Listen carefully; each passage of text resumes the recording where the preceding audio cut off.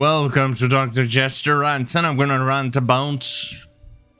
well, technically not that stupid, but still pretty much right on there in stupidity, but still in the somewhat acceptable level of stupidity. Right, anyway.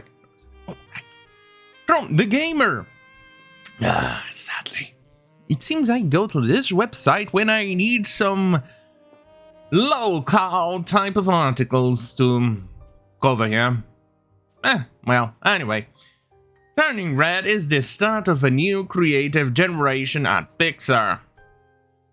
Well, I wouldn't say creative, but it's definitely not right up there in in creativity. I think it was pretty much kind of shit. I don't know. I saw the trailer. I didn't see the movie, and I don't think I will be bothering seeing the movie. Because after all, the movie is not for me. They've made that specifically very clear. Meanwhile, the other movies, you know, talking about toys, some old guy, cars, those definitely were made for everyone. Except this one. This one was made for a very, very specific, very... kind of like a laser-targeted audience. This is definitely not for everyone. Only if you're a Chinese girl living in Toronto. That's the audience for you. That's about it. Anyway. Tell me, animated film is the start of something new and exciting at Pixar. And if that's what is coming up for Pixar, I think I'm looking forward to them going broke. Because quite frankly, it's shit. Reminds me of the Disney movie pictures made Encanto. That was garbage. That was literal garbage. Because I saw it, I wanted to make a review out of it, but I don't think it was worth it. The animations are good in most aspects.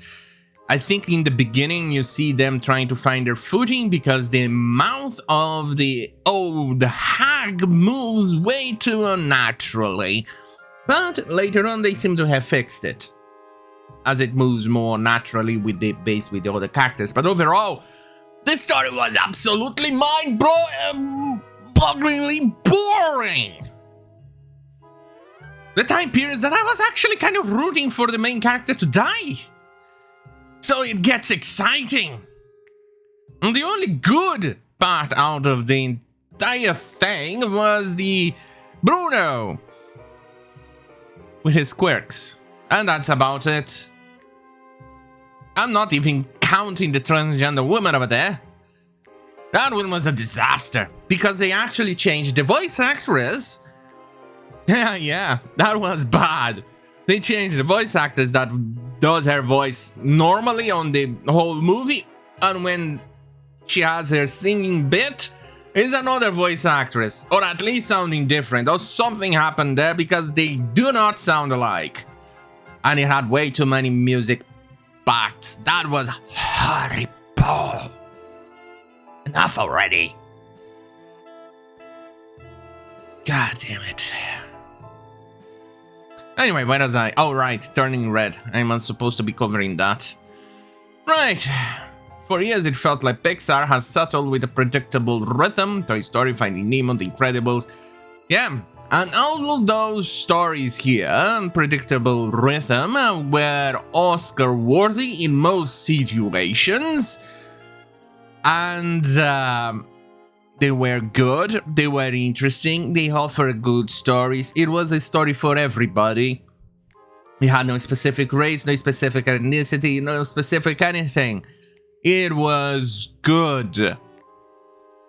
Anyway, continuing, and a handful of other marquee franchises became fertile ground for sequels with new properties like The Good Dinosaur sank far more often than they swam. Quality is still incredibly high, especially when looking at beautiful films like Coco. Oh, Coco and Inside Out, those were actually kind of good. Inside Out, you would think it was specific to a certain audience, but no, it covered everything. But somehow, somewhere, this movie here breaks new grounds that is supposed to be good and okay. Are you goddamn fucking retarded? Goddamn idiot who wrote this goddamn fucking article? Anyway, however, things are beginning to grow stale. I'm gonna go there and disagree with you. There was a worry that perhaps the studio wasn't ready to embrace a new generation of talent with fresh ideas and more modern perspective. Turning Red feels like the entire attitude has finally been thrown aside, building upon Lucas' charming foundations with fun, bubbly, empowering community.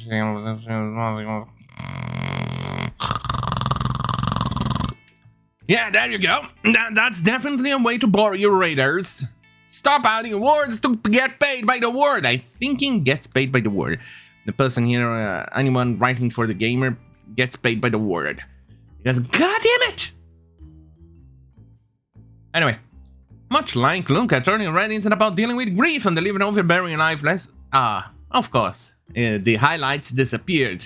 God damn it, fucking extension. Anyway, it also doesn't give a shit about toys, cars, and superheroes. You know, that's the interesting thing. It covers everything when you're doing all of those things. It doesn't deal with a specific demographic.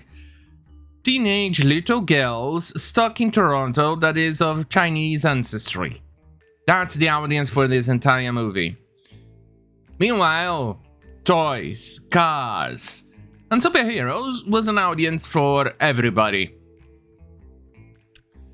Let that sink in. Anyway, it's just about a bunch of dumb teenagers having fun and enjoying the act of growing up.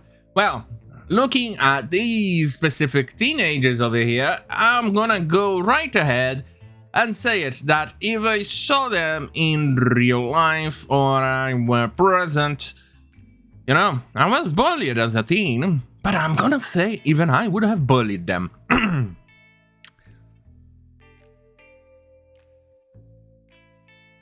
I mean, I would have gone out of my way to bully their existence back to oblivion. I don't even remember their names. I'd read it in an article some while ago, but they're all forgettable shits. The angry fatso, I do remember something about terrorism over here, and the lesbianisms. And the dick. Right. Anyway. Continuing, Maylene and her friends are a bunch of clumsy and adorable idiots. I wouldn't say adorable idiots. I'm gonna go more on the fact they were retarded idiots. Idiots that you would mock senselessly. Anyway, who love geeking out of cliched pop groups and crushing on boys in the school corridor. Film is afraid to let kids be kids, having fun and learn so much along the way through a fantastical lens. Director Don Ishii, who previously picked up Academy Award for Best Animated Short with Pixar for Bao, has used Turning Red as an honest retelling of her own experiences growing up as a Chinese Canadian in Toronto. Yeah, some people are definitely, let me put it this way, definitely very, very privileged. This bitch here is definitely privileged to actually even having had a chance of working at Pixar, where many people who actually has more talent and better stuff will never even look at Pixar or even see the doors at thousands upon thousands of miles in distance. That's how fucked up the entire current system is, where they value your ethnicity, your race, what you carry between your legs, and, well, who you choose to fuck, more than anything else. Hey. Identity politics, it hasn't worked, never worked, and somehow they think it will work this time. But, you see, a massive failure. And anyway, let's see, continuing. Obviously, she didn't transform into a giant red panda when things got emotional, but dealing with generation trauma, growing up with a love of anime, and could find in a small yet caring group of friends, I would feel like aspects of the film's narrative are based on the real world. Oh, go fuck yourself! The film is set in 2002, a time when Sailor Moon? I thought Sailor Moon was much earlier than that, but Backstreet Boys were all the rage. Backstreet Boys? Yes. Sailor Moon? I seriously remember her being much earlier than that. Smartphones are replaced by Tamagotchis. We didn't have smartphones, but we did have phones back then. And Tamagotchis are definitely much earlier than that. Yeah. Who the fuck wrote this goddamn retarded nonsense? I bet a tiny little bit of a few years too late for us, some of these things. Well, even Tamagotchis, I think it came out of fashion in 1999 and thereabouts, give or take. Anyway, allowing further emphasis to be placed on human connections and dialogue instead of resorting to social media as an easy escape. So many young girls who are growing up now and those who were raised in the same period as May will find so many similarities in her joys and struggles. Oh, god damn it, ain't that already? I remember... seriously, this needs the mocking voice. I remember drawing cute art in my notebook during class. Or hiding away stories from my friends. Sorry, my allergies. That was an unintended consequence.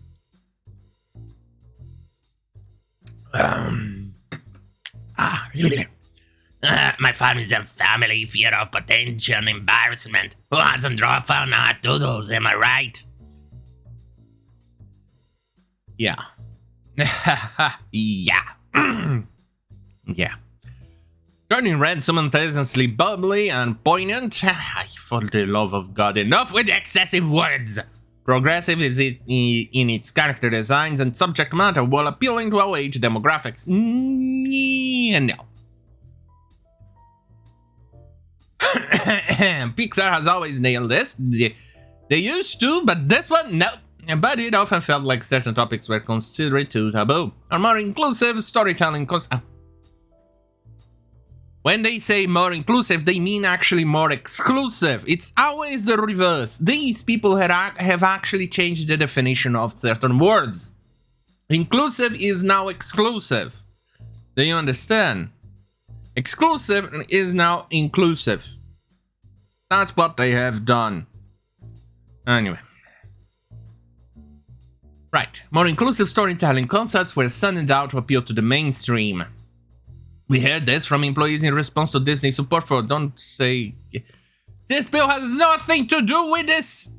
God damn it! You're allowed to say it, it's just that they don't want sexuality and stuff taught for early kids. Even if you're straight, you moronic imbecile! Right. With the studio speaking out about queer characters and the ideas that were returned by corporate as a shadow of what they used to be.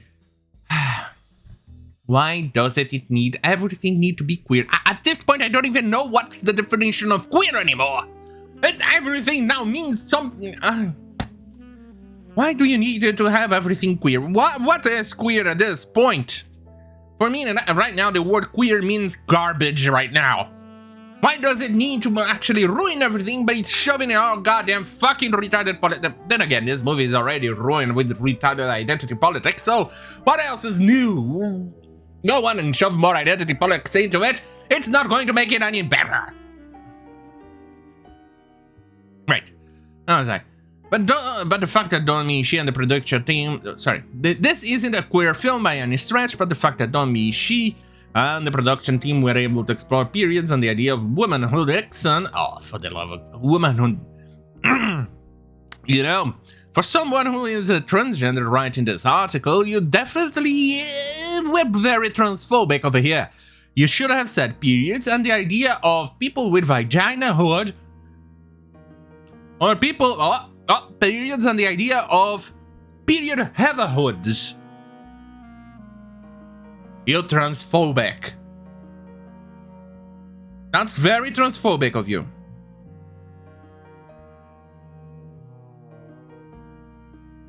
Haven't you learned a thing that woman now is an offensive word?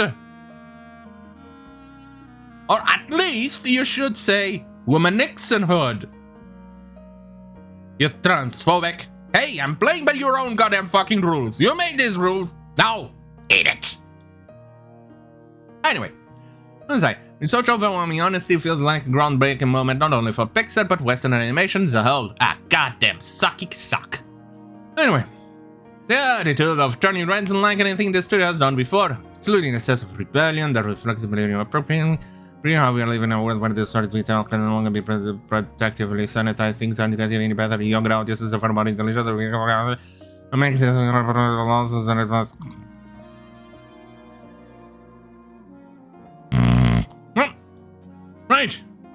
Right. There's still more. No, Turning Red does that while still being on the light watch. Yeah, doubtful.